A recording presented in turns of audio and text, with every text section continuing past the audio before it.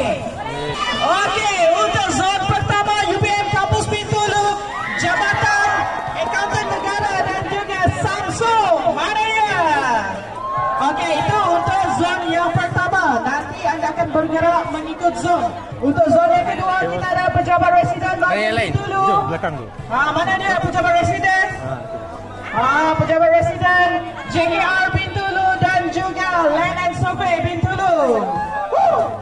Okey, dan juga untuk zon yang ketiga kita ada Jabatan Pertanian bahagian Bintulu, Jabatan Pengairan dan Saliran bahagian Bintulu dan juga Jabatan Hutan Wilayah bahagian Bintulu. Itu untuk zon yang ketiga.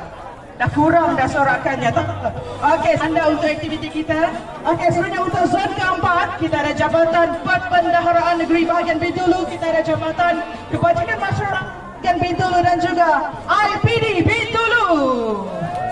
Okey, untuk zon 5 kita ada Pejabat Pendidikan Daerah Bintulu, Jabatan Bomba dan Penyelamat Bintulu dan juga Jabatan Immigration bahagian Bintulu.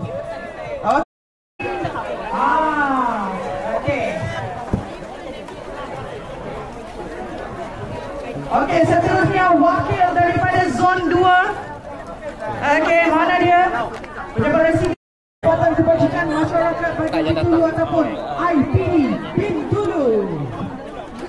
Okey, mana wakil? UPM berapa orang? UPM saya nak tengok wakil.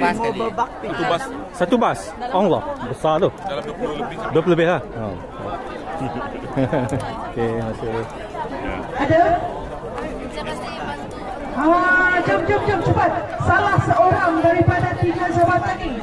Okey, Jabatan Perbendaharaan Negeri bahagian Bintulu, Jabatan Kebajikan Masyarakat Bintulu dan juga IPD Bintulu. Okey, baik. Kita ada wakil sudah dari zon 4.